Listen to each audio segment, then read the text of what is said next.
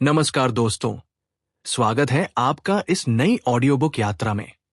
आज हम शुरू कर रहे हैं एक ऐसी किताब जो आपके सोचने का तरीका बदल सकती है, द वेल्थ माइंडसेट कोड, लेखक गौतम राणा। इस किताब का उपशीर्षक है the timeless mental laws that turn thought into financial power, यानी वे मानसिक नियम जो विचारों को आर्थिक शक्ति में बदल देते हैं। ये किताब सिर्फ पैसे कमाने की नहीं, बल्कि एक नई सोच विकसित करने की है। इसमें 25 अध्याय हैं, हर अध्याय 5 पन्नों का है और हर पन्ना गहराई से लिखा गया है ताकि आप धीरे धीरे अपनी मानसिकता को बदल सके। इसमें आपको मिलेंगे व्यावहारिक अभ्यास, एक्सरसाइजेस, सकारात्मक पुष्टि, अफर्मेशंस, एक्शन स्टेप्स जो आपको तुरंत लागू करने में मदद करेंगे, संवाद शैली की कहानियां और उदाहरण जो आपको अपने जीवन से जोड़ेंगे, और हर अध्याय के अंत में ऐसे क्लिफहैंगर्स जो आपको अगले पन्ने तक खींच ले जाएंगे। द वेल्थ माइंडसेट कोड का स्वर टाइमलेस विजडम और मॉडर्न एप्लीकेशन का मिश्रण है। यह किताब आपको सिखाएगी कि धन की असली शुरुआत बाहर नहीं, बल्कि आपके मन के भीतर होती है। तो आइए इस यात्रा की शुरुआत करते हैं और जानते हैं वे मानसिक नियम जो आपके विचारों को आर्थिक शक्ति में बदल सकते हैं। प्रस्तावना: हर दौलत, हर साम्राज्य और हर आर्थिक स्वतंत्रता की शुरुआत पैसे से नहीं होती। ये शुरुआत होती है मन से, उस सोच से जो भीड़ से अलग होती है। पैसा कारण नहीं है, पैसा परिणाम है। आत्मविश्वास और विश्वास: ज्यादातर लोग सोचते हैं कि पहले पैसा आएगा, फिर वे बड़ा सोचेंगे। लेकिन इतिहास बताता है कि पहले आत्मविश्वास आता है, पहले विश्वास आता है, पहले एक स्पष्ट निर्णय आता है और उसके बाद धन आता है। मन एक कारखाना है। मन सिर्फ विचारों का स्थान नहीं है, ये एक फैक्ट्री है। हर दोहराया गया विचार एक पैटर्न बनाता है, पैटर्न आदत बनता है, आदत व्यवहार बनती है और व्यवहार परिणाम बनाता है। आपकी आर्थिक स्थिति आपके अदृश्य विचारों का रिकॉर्ड है। आय, कर्ज, समृद्धि या गरीबी, ये सब आपके आंतरिक सोच का परिणाम है। पहचान और सोच का फर्क: दो लोग समान शिक्षा और अवसर के साथ भी अलग परिणाम पाते हैं। फर्क ज्ञान या मेहनत का नहीं होता, फर्क पहचान का होता है। एक अबंडेंस यानी प्रचुरता से सोचता है, दूसरा सर्वाइवल यानी जीवित रहने की चिंता से। यही सोच उनके फैसलों को दिशा देती है। बचपन की सीमाएं: बचपन से ही हमें सीमित सोच सिखाई जाती है। पैसा पेड़ों पर नहीं उगता, वास्तविक बनो, ये सिर्फ भाग्यशाली लोगों के लिए है। ये वाक्य अवचेतन मन में बैठ जाते हैं और जीवन भर हमें सीमित करते रहते हैं। विश्वास की रक्षा: मन वही मानता है जो वो पहले से मानता है। अगर कोई मानता है कि पैसा कठिन है, तो उसे कठिनाई ही दिखेगी। अगर कोई मानता है कि अमीर लोग गलत होते हैं, तो वो खुद अपनी कमाई को रोक देगा। मन सफलता नहीं, स्थिरता चाहता है।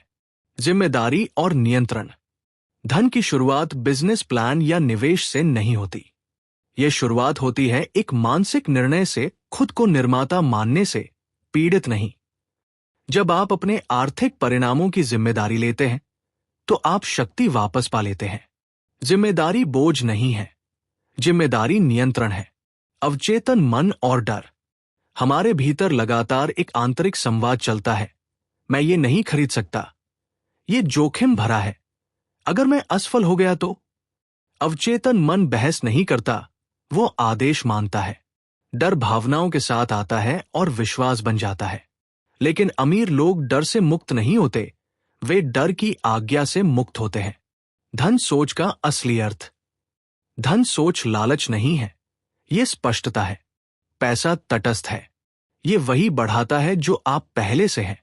जब पैसा स्वतंत्रता, योगदान और सुरक्षा का साधन बन जाता है, तो मन शांत हो जाता है और संभावनाएं बढ़ जाती हैं।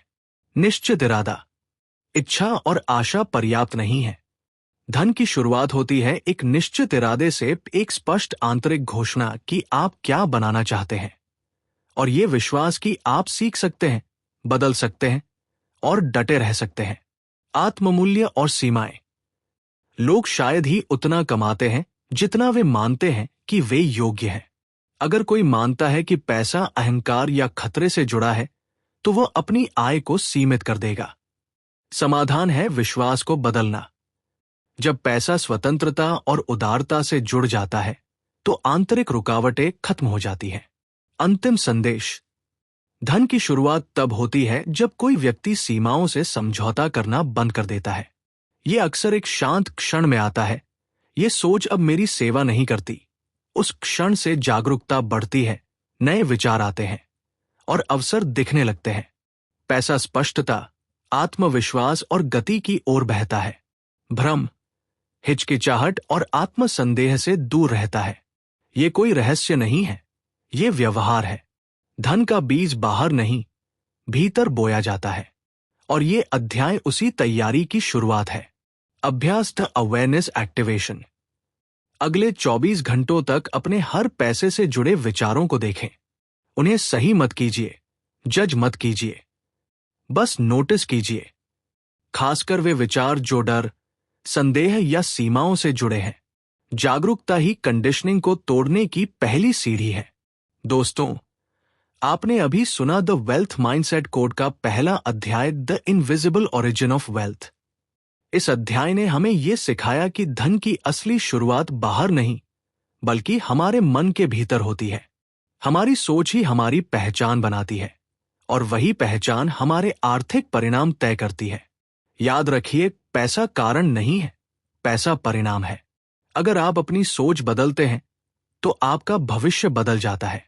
आगे आने वाले अध्यायों में हम और गहराई से जानेंगे वे मानसिक नियम जो विचारों को आर्थिक शक्ति में बदलते हैं। तो जुड़े रहिए इस यात्रा में, क्योंकि हर पन्ना आपको एक नई समझ और एक नया दृष्टिकोण देगा। धन्यवाद इस ऑडियो बुक को सुनने के लिए। अगले अध्याय में मिलते हैं, जहां हम और रहस्यों को खोलेंगे और आपके वेल्थ माइंडसेट को और मजबूत बनाएंगे। अध्याय 2, बचपन की अदृश्य धन सोच, the invisible origin of wealth. लेखक गौतम राणा। इस अध्याय में हम जानेंगे कि धन के साथ हमारा रिश्ता कब और कैसे शुरू होता है। पैसा कमाने से बहुत पहले, बैंक खाता खोलने से बहुत पहले या कोई आर्थिक निर्णय लेने से भी पहले हमारी सोच और भावनाएं पैसे को लेकर बन चुकी होती हैं। बचपन में हम पैसों के बारे में किताबों से नहीं सीखते, बल्कि अपने घर के माहौल से सीखते हैं। बिल आने पर बड़ों की आवाज का बदलना, तनाव भरी चुप्पी या पैसों पर होने वाली बहसें, ये सब बच्चे के मन में गहरी छाप छोड़ते हैं। पैसा अवसर नहीं, दबाव बन जाता है। पैसा सृजन नहीं, डर बन जाता है। हर घर का माहौल अलग होता है। कहीं पैसा कमी का प्रतीक है, कहीं संघर्ष का कारण, और कहीं इतना पवित्र कि उस पर सवाल भी नहीं उठाया जा सकता। यह सब अनजाने में हमारी सोच को सीमित कर देता है। ये अध्याय हमें दिखाता है कि बचपन की ये अदृश्य धारणाएं कैसे हमारी वयस्क जिंदगी में भी फैसलों को प्रभावित करती हैं। हम सोचते हैं कि हमारी आर्थिक समस्याएं बाहरी कारणों से हैं, लेकिन असल में वे भीतर की पुरानी मान्यताओं से जुड़ी होती हैं। अब समय है इन मान्यताओं को पहचानने का। जागरूकता ही पहला कदम है। जब हम समझते हैं कि ये विश्वास मेरा अपना नहीं है, तभी असली शक्ति वापस आती है। तो आइए इस अध्याय में गहराई से देखें कि बचपन की अदृश्य सोच कैसे हमारे धन के साथ रिश्ते को आकार देती है और कैसे हम इसे बदल सकते हैं। अध्याय 2, धन की अदृश्य उत्पत्ति। लेखक गौतम राणा। किसी व्यक्ति के पहली तनख्वाह पाने से बहुत पहले, पहला बैंक खाता खोलने से पहले या पहला आर्थिक निर्णय लेने से पहले ही उसका पैसों के साथ रिश्ता बन चुका होता है। यह रिश्ता चुपचाप, अदृश्य रूप से बनता है, निर्देशों से नहीं, बल्कि अवलोकन से। बच्चे पैसों के बारे में औपचारिक पाठों से नहीं सीखते, वे सीखते हैं भावनात्मक अनुभवों से, सुनी सुनाई बातचीतों से और अनकही तनावों से।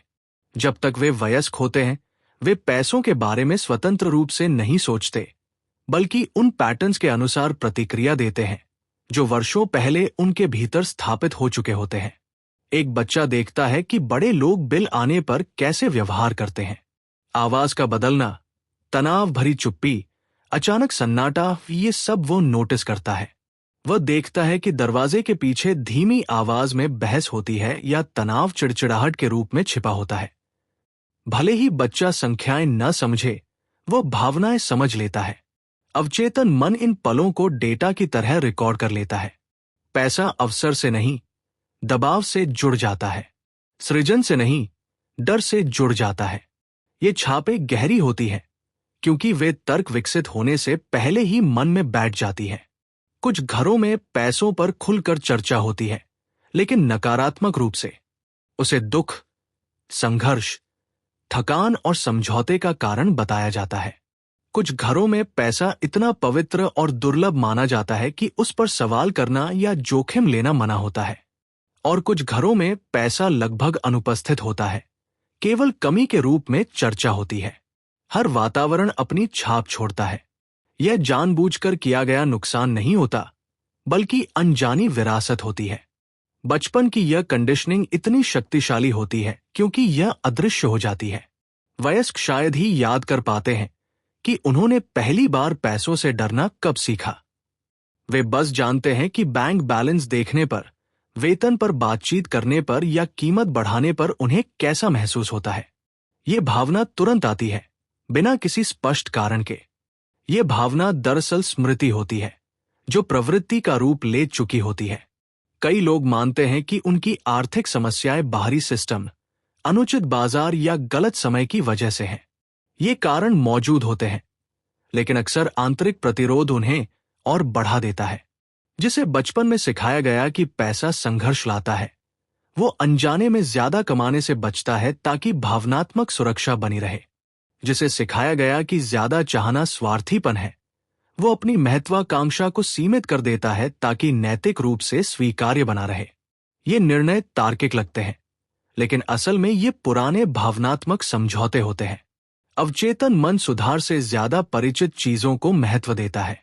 वो वही चाहता है जो सामान्य लगता है, भले ही उसमें तनाव, संघर्ष या असंतोष शामिल हो। यही कारण है कि लोग प्रमोशन, बिजनेस सफलता या अचानक मिले धन के बाद भी अक्सर उसी आय स्तर पर लौट आते हैं। आंतरिक बदलाव के बिना बाहरी लाभ असहज लगते हैं। मन व्यक्ति को वापस उसी जगह खींच लेता है जिसे वो घर मानता है। सोचिए, कितनी बार लोग कहते हैं, मैं पैसों का व्यक्ति नहीं हूं, या मैं कभी वित्तीय मामलों में अच्छा नहीं रहा। ये कथन तथ्य नहीं है। ये पहचाने हैं जो बचपन में बनी और बार बार दोहराई गई। हर दोहराव विश्वास को मजबूत करता है। हर विश्वास व्यवहार को दिशा देता है। समय के साथ ये पहचान खुद को सही साबित कर देती है। माता पिता कभी नहीं कहते कि मैं चाहता हूं मेरा बच्चा आर्थिक रूप से संघर्ष करे।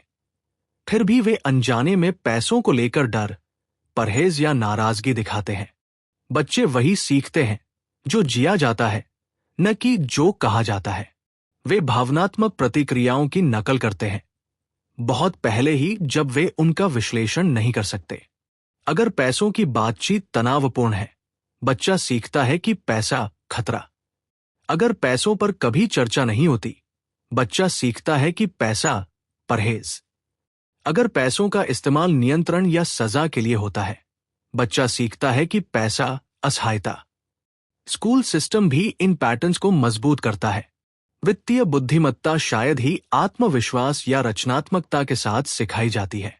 जोर दिया जाता है सुरक्षा, समानता और सीमाओं पर। जोखिम को हतोत्साहित किया जाता है। असफलता को दंडित किया जाता है। धन सृजन की जिज्ञासा को अवास्तविक कहा जाता है। वयस्कता तक आते आते व्यक्ति पूरी तरह प्रशिक्षित हो चुका होता है कि अवसर नहीं, सुरक्षा तलाशनी है। ये कंडीशनिंग उम्र के साथ गायब नहीं होती, यह बस और परिष्कृत हो जाती है। वयस्क किताबें पढ़ सकते हैं, सेमिनार में जा सकते हैं, प्रेरणादायक सामग्री सुन सकते हैं। फिर भी जब कार्रवाई की जरूरत होती है तो भीतर एक ब्रेक लग जाता है। सचेत मन बदलाव चाहता है, अवचेतन मन स्थिरता चाहता है।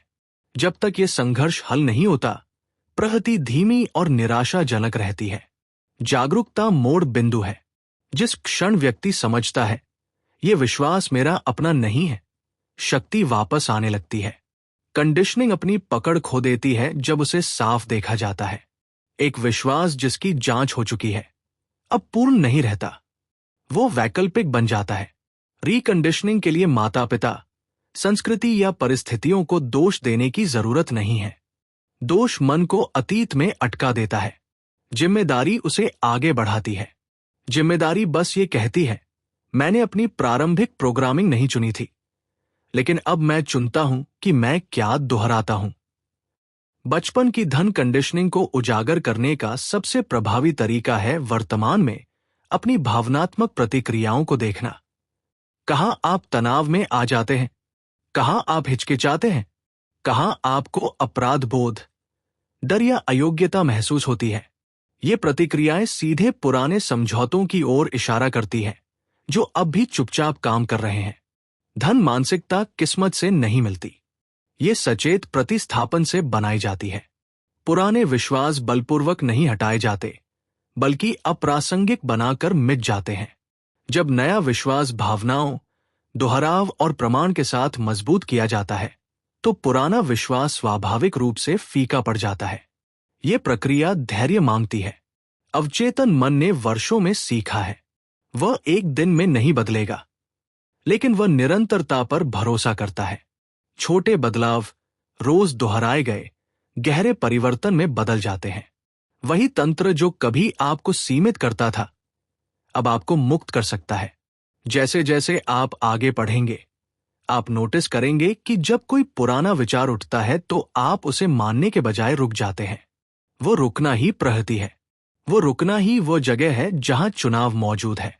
लक्ष्य अतीत को अस्वीकार करना नहीं है, बल्कि उससे आगे बढ़ना है, और यह आगे बढ़ना ईमानदारी से शुरू होता है। अभ्यास बचपन की कंडीशनिंग की समीक्षा। अगले चरण में अपनी पैसों से जुड़ी सबसे शुरुआती यादों को लिखिए। ध्यान भावनाओं पर दीजिए, संख्याओं पर नहीं। क्या कहा गया था, क्या महसूस हुआ था, आपने चुपचाप कौन सा निष्कर्ष निकाला।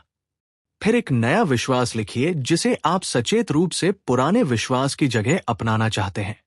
दोस्तों, इस अध्याय में हमने देखा कि धन के साथ हमारा रिश्ता बचपन से ही बनना शुरू हो जाता है। हमने समझा कि पैसों को लेकर घर का माहौल, भावनाएं और अनकहे अनुभव हमारी सोच को गहराई से प्रभावित करते हैं। याद रखिए, ये मान्यताएं हमारी अपनी नहीं होती, बल्कि बचपन की विरासत होती है। लेकिन अच्छी खबर यह है कि इन्हें बदला जा सकता है। जागरूकता ही पहला कदम है। जब हम पहचानते हैं कि यह विश्वास मेरा नहीं है, तभी असली शक्ति वापस आती है। अब समय है अपनी पुरानी सीमित सोच को छोड़कर नई सोच अपनाने का। धन का असली रास्ता तब खुलता है जब हम अपने अतीत से भागते नहीं, बल्कि उसे पीछे छोड़कर आगे बढ़ते हैं। अगले अध्याय में हम जानेंगे कि कैसे नई मान्यताओं को मजबूत किया जाए और पुराने विश्वासों को धीरे धीरे अप्रासंगिक बनाया जाए। तो जुड़े रहिए इस यात्रा में, क्योंकि हर अध्याय आपको आपके वेल्थ माइंडसेट के और करीब ले जाएगा।